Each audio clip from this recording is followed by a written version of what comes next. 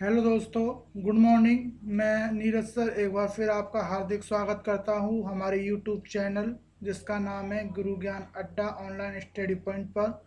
और आज हम 26 मई 2020 से संबंधित डेली करंट अफेयर के क्वेश्चन देखेंगे जो बहुत ही मोस्ट इम्पोर्टेंट क्वेश्चन होते हैं आपके आगामी एग्जाम्स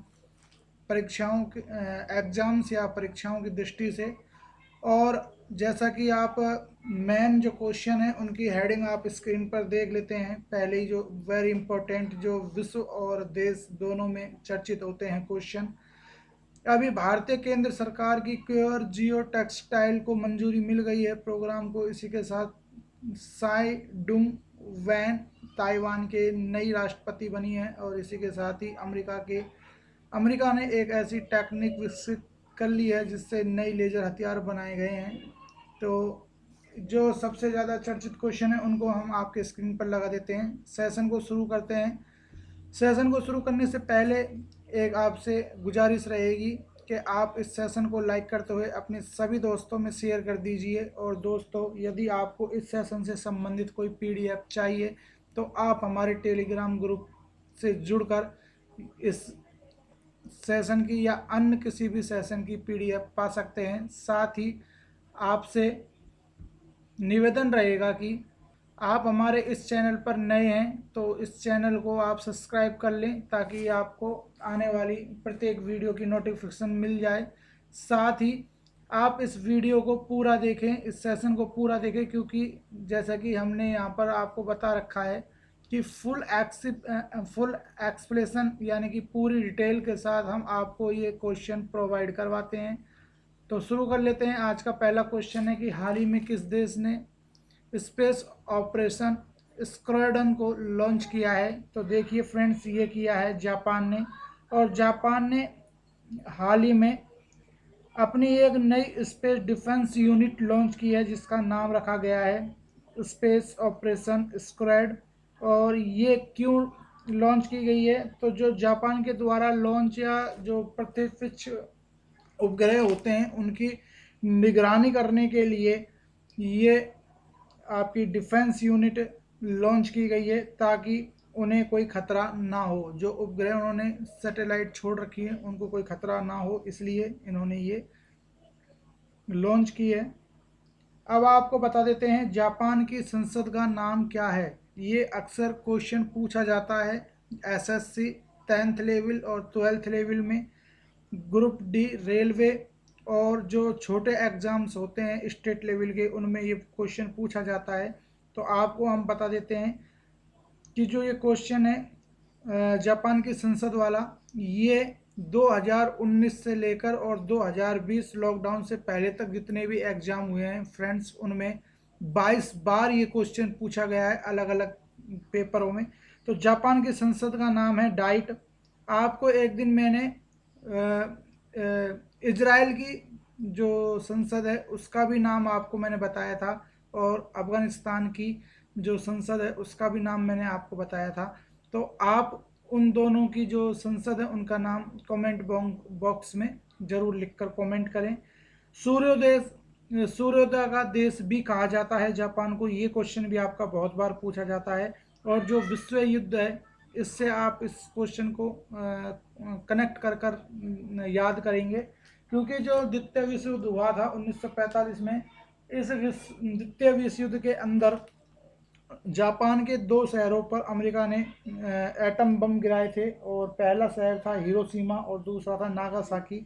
हिरोशिमा पर 6 अगस्त 1945 को बम गिराया था, जबकि नागासाकी पर 9 अगस्त 1945 यानी कि 3 दिन बाद इस पर गिराया था। फ्रेंड्स, आपको बता देते हैं कि हाल ही में जो जापान के नए राजा बने हैं वो बने हैं नारुहितो। जो मणिपुरी डॉक्टर, एक मणिपुर जो भारतीय प्रांत है मणिपुर, वहाँ के एक डॉक्टर हैं यंग जंग धवाली सिंह। इनको हाल ही में जापान का Order of Rising Sun Award Japan की तरफ से दिया गया है, क्योंकि इन्होंने जापान और जो भारत है उसकी जो संस्कृति को बनाए रखने के लिए ये बहुत बढ़िया काम किया था, दोनों देशों के समन्वय और संस्कृति को बनाए रखने के लिए, जिसके लिए इन्हें ये अवार्ड दिया गया था। हेड लैक पासपोर्ट इंडेक्स में फर्स्ट नंबर पर आपका जापान रहा है जनवरी 2020 में, ये आप ध्यान रखेंगे। और इसी इंडेक्स में भारत 84वें नंबर पर यानी कि 84वें नंबर पर रहा है।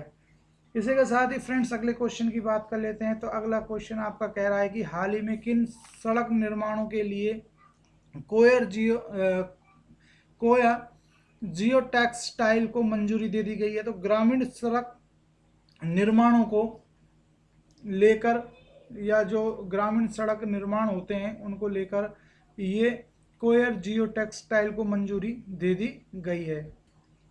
देखिए फ्रेंड्स, जो भारत में एक प्रोग्राम चलता है प्रधानमंत्री ग्राम सड़क योजना, मतलब एक योजना है, प्रोग्राम जो प्रधानमंत्री ग्राम सड़क योजना के नाम से जाना जाता है। इसके तहत जो ग्राम सड़कें हैं यानी कि गांवों को मुख्य शहरों से जोड़ने वाली जो सड़कें बनाई जाती हैं उसके निर्माण में कोयर जियो टेक्सटाइल जो तकनीक है उसको केंद्र सरकार ने मंजूरी दे दी है। अब आपको बता देते हैं कि ये क्या है कोयर जियो टेक्सटाइल टेक्नोलॉजी। तो जो फ्रेंड्स नारियल होता है ना, नारियल, उस नारियल का जो ऊपर का छिलका होता है जिसके मतलब जूट तो हम नहीं कह सकते लेकिन जूट जैसा ही होता है, और उसके बहुत मतलब बहुत वस्तुएं बनाई जाती हैं। तो उस छिलके से इन सड़कों में उस छिलके के जो चद्दर होती है या एक तरह की चटाई होती है उसका प्रयोग किया जाएगा, और यह ज़्यादा मजबूत और टिकाऊ होती है, टूट फूट मोड़ व नमी प्रतिरोधक होती है, और सूक्ष्म जीवी जो माइक्रोवेव जो होते हैं उनको उस हमले को ये रोक देते हैं, यानी कि उसमें जो आपके सूक्ष्म जीवी होते हैं वो नहीं लगते हैं। इसी के साथ आपको बता देते हैं फ्रेंड्स, जो ये मंजूरी दी है ये हमारे ग्रामीण जो पंचायती राज मंत्रालय है उसके द्वारा दी गई है। इसी के साथ फ्रेंड्स मेरे एक क्वेश्चन आपका पिछले सेशन का याद आ रहा है। आपसे हमने एक क्वेश्चन पूछा था फ्रेंड्स, पूछा नहीं था एक्चुअली, मैंने बताया था आपको पिछले ही दिनों कि जो केंद्रीय गृह मंत्रालय है उसने उत्तर प्रदेश के जेवर में नोएडा एयरपोर्ट को बनाने के लिए किस देश की कंपनी को स्वीकृति दे दी है। तो उसका उत्तर मैंने बताया था स्विट्जरलैंड, लेकिन उस कंपनी का नाम ध्यान नहीं आ रहा था उस वक्त, तो आज मैं आपको बता देता हूँ। उस कंपनी का नाम है स्विस फॉर्म Zurich airport international AG company. तो आप ध्यान रखेंगे इस कंपनी का नाम। इसी के साथ ही अगले क्वेश्चन की चर्चा कर लेते हैं। तो देखिए सर, हाल ही में सबसे अधिक कमाई करने वाली महिला टेनिस खिलाड़ी कौन बन गई हैं, और महिला खिलाड़ी भी बन गई हैं, महिला टेनिस खिलाड़ी दोनों ही हैं, अगर कैसे भी पूछ सकता है। तो उत्तर आपका नाओमी ओसाका होगा।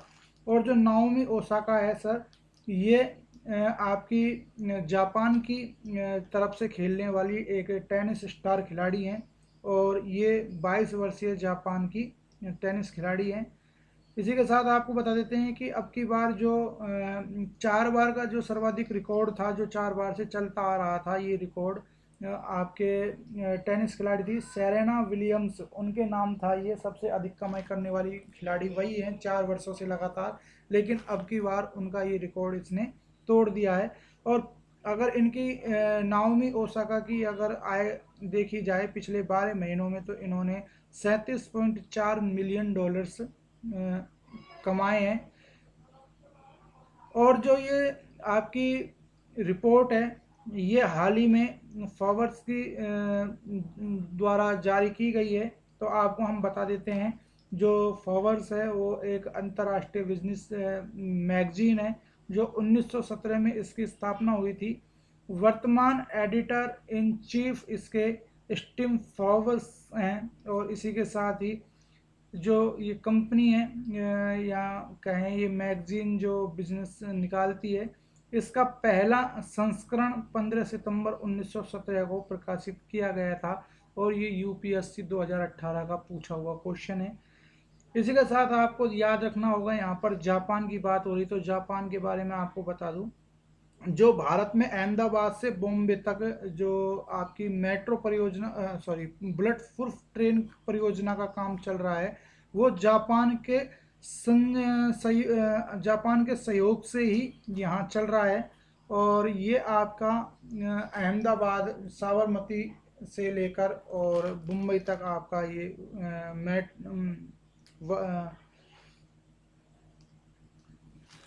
ब्लड परियोजना आपकी चल रही है। देखिए जापान के बारे में मैं आपको बताऊं तो जो टोक्यो है ये आपका राजधानी बनता है जापान की। सेफ सिटी इंडेक्स 2020 में फर्स्ट नंबर पर टोक्यो शहर आपका रहा था। इसी के साथ 2021 में टोक्यो ओलंपिक होने हैं। इसी के साथ ही आपको बता दें कि यहाँ की मुद्रा है वो येन है और प्राइम मिनिस्टर यानी कि प्रधानमंत्री शिंजो अबे हैं। 2021 टोक्यो ओलंपिक के बारे में आपको क्या याद रखना है। देखिए फ्रेंड्स 2021 में जो टोक्यो ओलंपिक होगा उसके आपको एक तो आपको भारत की तरफ से गुडविल एम्बेसडर याद रखने हैं, कौन है, सौरभ गांगुली है। और इसके अलावा जो इसका शुभांकर है वो आपको याद रखना है, मिराइटोवा और सोमयाती, ये दो इसके शुभांकर आपको याद रखने हैं। इसी के साथ ही अगले क्वेश्चन की बात कर लेते हैं। तो देखिए फ्रेंड्स अगला क्वेश्चन है आपका कि हाल ही में भारतीय मौसम विभाग ने मौसम सेवाओं की जानकारी के लिए किस ऐप में मौसम सेवाओं को मिलाकर लॉन्च किया। यानी कि जो भारतीय मौसम विभाग है उसने अपना एक ऐप है उसको उमंग नामक ऐप में जोड़ दिया है। तो जो उमंग है इसकी स्थापना 2017 में हुई थी, प्रधानमंत्री नरेंद्र मोदी के द्वारा इसकी स्थापना की गई थी। देखिए फ्रेंड्स इसके बारे में मैं आपको बता दूं तो ये जो ऐप है उमंग ऐप, इसमें जितनी भी केंद्रीय ऐप या योजना है उन सबको कनेक्ट कर दिया जाता है ताकि एक ही मंच पर आपको यानी कि एक ही ऐप पर आपको सभी जो योजना या केंद्र सरकार के जितने भी ऐप हैं उन सब का पता लग जाए। तो उस उमंग ऐप में अब इसको जोड़ दिया गया है। और यहाँ पर उमंग यानी कि UMANG, उमंग की आपको फुल फॉर्म बता देते हैं, unified mobile application for new ago governance, इसकी फुल फॉर्म बनती है। भारतीय मौसम विभाग अभी बहुत चर्चा में रहा था। पहला कारण तो ये था कि इसके अभी वर्तमान महानिदेशक कुछ समय पहले ही बनाए गए हैं, मृत्युंजय महापात्रा, और जिनको साइक्लोन ऑफ इंडिया के नाम से भी जाना जाता है। इसके अलावा जो आपका मौसम विभाग है वो चर्चा में रहा था, किस वजह से, पॉक की वजह से, यानी कि POK यानी कि पाकिस्तान ऑक्युपाइड कश्मीर की वजह से। जो आपका जो पॉक है यानी कि पाकिस्तान अधिकृत कश्मीर है उसके 2-3 शहर हैं, एक तो मुजफ्फराबाद, गिलगिट और बाल्टिस्तान। इन तीनों जगहों के मौसम विभाग ने अपने जो मौसम वेबसाइट है उस पर इन तीनों जगहों का मौसम बताना जारी कर दिया है। और इसी के चलते जो अब वर्तमान में टेंशन बनी है, जो आप देख रहे हैं बॉर्डर पर टेंशन बन रही है, वो इसी के कारण बनी है। लेकिन पॉक हमारा है, इसमें कोई शक भी नहीं है। आपको बता देते हैं हाल ही में जो अम्फान समुद्री तूफान भी आया था, क्योंकि जब मौसम विभाग की बात हो रही है तो अम्फान एक समुद्री तूफान आया था। जो ये समुद्री तूफान था इसको अम्फान नाम किसके द्वारा दिया गया। तो देखिए फ्रेंड्स ये थाईलैंड के द्वारा इसको नाम दिया गया था। और भारत के प्रभावित राज्य कौन कौन से बने थे अम्फान से, तो देखिए एक तो पश्चिमी बंगाल और उड़ीसा, दो राज्य इसके सबसे ज़्यादा प्रभावित हुए थे। और जो पश्चिमी बंगाल है वहाँ पर प्रधानमंत्री मोदी ने हवाई दौरा किया और दौरा करने के बाद में 1,000 करोड़ रुपए की वित्तीय सहायता देने की घोषणा कर दी है। ये भी आप ध्यान रखेंगे क्योंकि ये क्वेश्चन आपका पूछा जा सकता है कि कितने हजार करोड़ रुपए की वित्तीय सहायता का ऐलान किया है मोदी ने पश्चिम बंगाल में जो अफमान से जो नुकसान हुआ है उसकी भरपाई के लिए। तो 1,000 करोड़ रुपए का आप याद रखेंगे। इसी के साथ ही अगले क्वेश्चन की चर्चा कर लेते हैं। अगला क्वेश्चन आपका कह रहा है फ्रेंड्स, हाल ही में टिकटॉक के नए सीईओ कौन बनाए गए हैं? तो देखिए फ्रेंड्स, हाल ही में जो टिकटॉक है इसके नए सीईओ बनाए गए हैं केविन मेयर। और ये आप याद रखेंगे, टिकटॉक के जो नए केविन मेयर हैं इनको सीईओ भी बनाया गया है टिकटॉक का। और जो बाइट डांस जो कि इसकी टिकटॉक की पेरेंट कंपनी बोला जाता है, पेरेंट कंपनी, उसके सीईओ यानी कि चीफ ऑपरेटिंग ऑफिसर भी इनको बनाया गया है। इसी के साथ आपको कुछ टिकटॉक के बारे में बता देते हैं। तो देखिए जो टिकटॉक है ये एक चाइनीज कंपनी है जो कि शॉर्ट वीडियो एप्लीकेशन आपको प्रोवाइड कराती है। और भारत में टिकटॉक के सबसे ज़्यादा फॉलोअर्स और उपभोक्ता हैं। इसी के साथ ही आपको बता देते हैं कि जो टिकटॉक की पेरेंट्स कंपनी है वो बाइट डांस है। मेरे ध्यान आ रहा है पेरेंट्स कंपनी के नाम से, गूगल की पेरेंट्स कंपनी है उसका नाम है अल्फ़ाबेट, याद रखना। और पेटीएम जो आपका है उसकी पेरेंट्स कंपनी है 197 नायकी, यानी कि 197 कम्युनिकेशन, ये इसकी पेरेंट्स कंपनी है। तो फ्रेंड्स ये पेरेंट्स कंपनी आप ध्यान रखना क्योंकि ये इम्पोर्टेंट होती हैं और कई बार पूछी भी जाती रही हैं। तो कोई पता नहीं है कि किस एग्ज़ाम में ये पूछ ली जाए, तो इसलिए आप इसका ध्यान रखेंगे। अगला क्वेश्चन देख लेते हैं। संयुक्त राष्ट्र द्वारा भारत के किस राज्य की पहल, जिसका नाम है खुदोल, को कोविड-19 के लिए शीर्ष 10 वैश्विक पहलों में से एक घोषित किया गया है? तो ये किया गया है जो मणिपुर राज्य है भारत का, उसकी एक पहल है खुदोल, उसको विश्व की 10 वैश्विक पहलों में एक घोषित किया गया है। और आपको बता देते हैं ये क्या है। तो देखिए फ्रेंड्स, यह एक एनजीओ के द्वारा शुरू की गई पहल है जिसे या ऑल भी कहा जाता है, यानी कि जो खुदोल है इसको मणिपुरी भाषा में या ऑल भी कहा जाता है। ये नाम आपको ध्यान रखना है। ये पहल एलजी एलजीबीटी समुदाय के लोगों के लिए दैनिक वेतन भोगी और एड्स से प्रभावित लोगों की स्वच्छता, उन्हें भोजन कराने, उनको भोजन उपलब्ध करवाने, उनके स्वास्थ्य का ध्यान रखने के लिए शुरू की गई थी। ये तो हो गया इस क्वेश्चन से संबंधित बात, फैक्टर। अब आपको अदर डिटेल बता देते हैं कि हाल ही में जो मणिपुर है उसने ट्रांसजेंडर समुदाय के लोगों के लिए एक सुरक्षित स्थान की घोषणा की है। तो फ्रेंड्स, जब ट्रांसजेंडर समुदाय की बात आती है तो तुरंत हमारे यूपी का ट्रांसजेंडर विश्वविद्यालय जो घोषणा हो चुकी है बनाने की, उसका भी दिमाग में आना चाहिए। साथ में आपको बता देते हैं मणिपुर की राजधानी इम्फाल रहेगी, सीएम रहेंगे एन बीरेन सिंह और गवर्नर रहेंगी नजमा हेपतुल्ला। मणिपुर के जो काले चावल हैं जिनको हाक चाव बोला जाता है, इसको भी आपको ध्यान रखना है। हाल ही में जीआई टैग मिला था। सिराई लीली महोत्सव भी आपका मणिपुर में मनाया जाता है। लोकटक झील भी आपकी मणिपुर के अंदर है जो विश्व की एकमात्र तैरती हुई अभ्यारण्य के लिए फेमस है। और तैरता हुआ आपका नेशनल पार्क का नाम है कैबुल नामजाओ नेशनल पार्क, जो कि संघाई हिरन के लिए फेमस है क्योंकि संघाई हिरन केवल इसी नेशनल पार्क में पाए जाते हैं। एमसी मैरी कॉम जो कि 7 बार महिला मुक्केबाजी विश्व चैंपियन रही हैं, उनका नाम भी आप ध्यान रखेंगे क्योंकि वो भी मणिपुर से हैं। वाइंग चुंग भूटिया भारत के महान फुटबॉलर हैं, इनका भी नाम आपको ध्यान रखना है क्योंकि ये भी मणिपुर से ही बिलोंग करते हैं।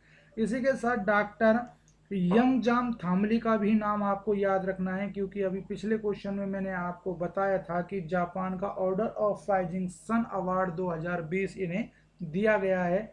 साथ ही आपको बता दें भारत का पहला गांव जिसे कार्बन पॉजिटिव टैग मिला है, ये भी आपका फेइंग फेइंग नाम का एक गांव है, फेइंग, उसको मिला है। और इससे संबंधित और फैक्ट मेरे ध्यान कुछ चलो मैं आपको और बताता हूँ इसके बारे में। देखिए, जो आपके यंगजाम दवाली हैं, डॉक्टर यंगजाम दवाली, ये मणिपुर टूरिज्म फोरम के संस्थापक भी हैं।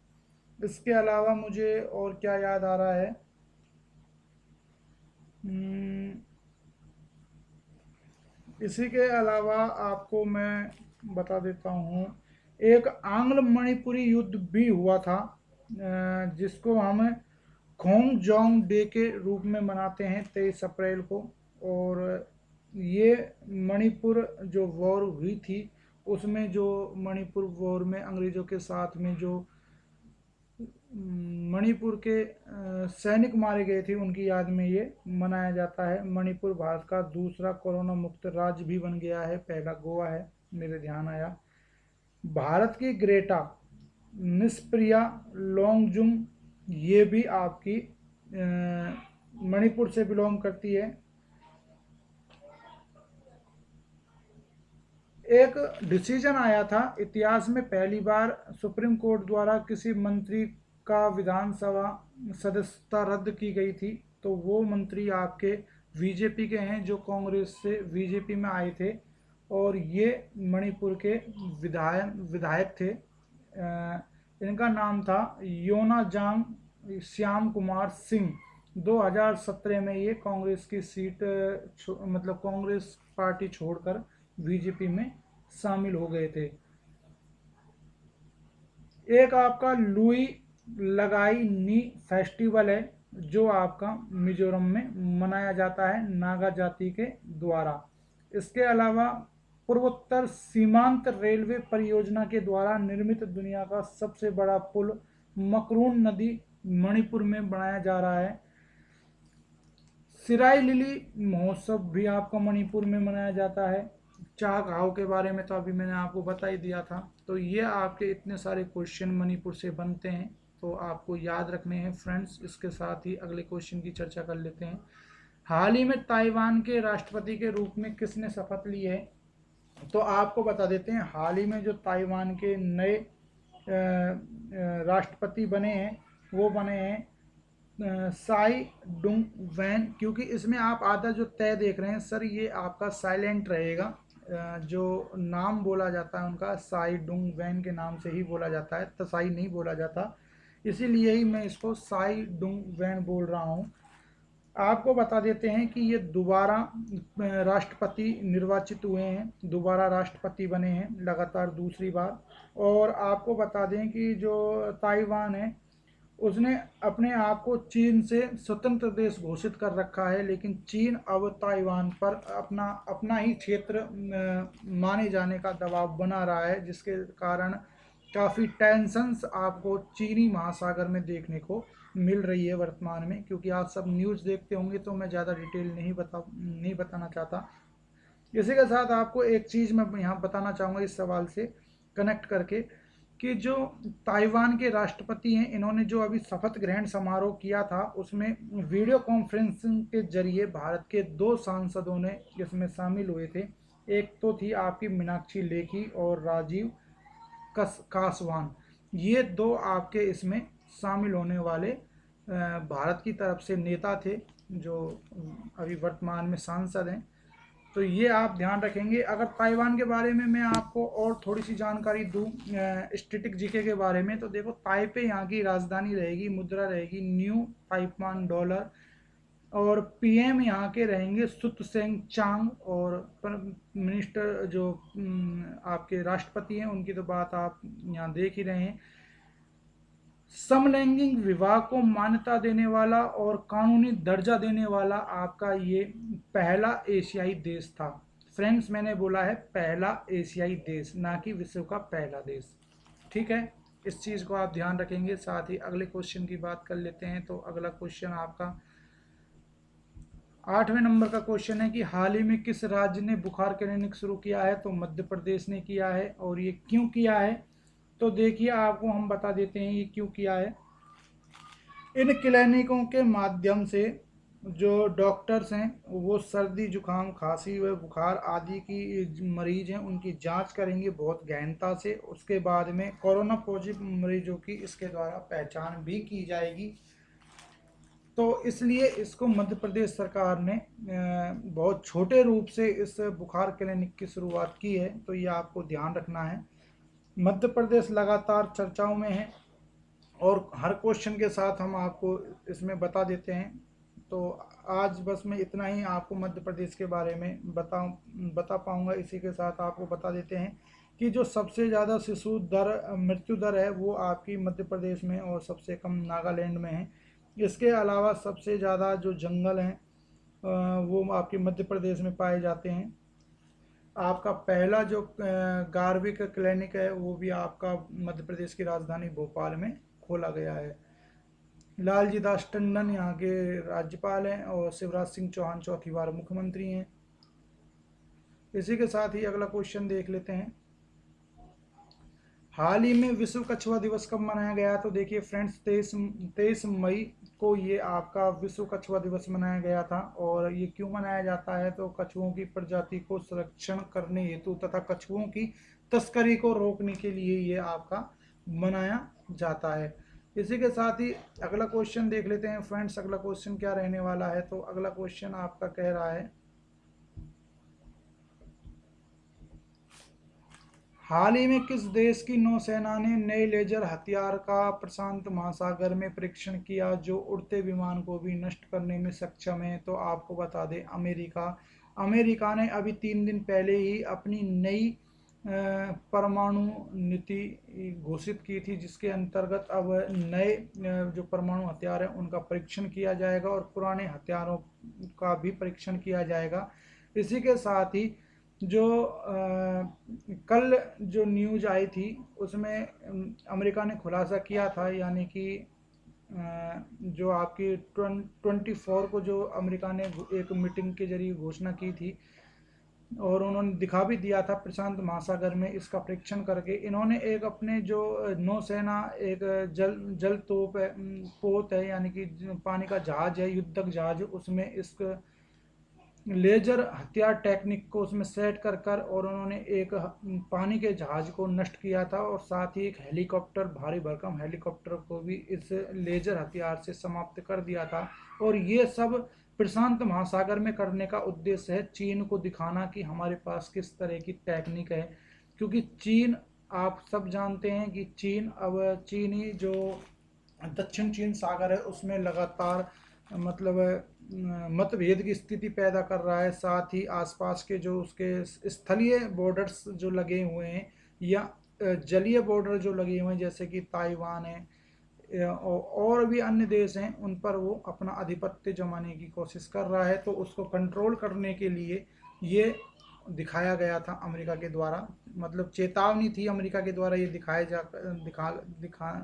का कि चीन अब तुम समझ जाओ। ठीक है फ्रेंड्स, इसी के साथ आपको बता देते हैं कि आज का जो सवाल है वो आपके लिए रहेगा कि हाल ही में एनटीपीसी के मानव संसाधन निदेशक किसे नियुक्त किया गया है। और जो कल हमने आपसे सवाल पूछा था वो पूछा था कि किस देश ने अपनी इलेक्ट्रॉनिक मुद्रा हाल ही में जारी की है? तो चीन ने अपनी इलेक्ट्रॉनिक मुद्रा जारी की है। इसी के साथ ही फ्रेंड्स, आप इस सेशन को अधिक से अधिक अपने दोस्तों में शेयर कीजिएगा और लाइक कीजिएगा। इसी के साथ स्टे होम स्टे सेफ। फिर एक बार नए सेशन में मुलाकात होगी, तब तक के लिए नमस्कार।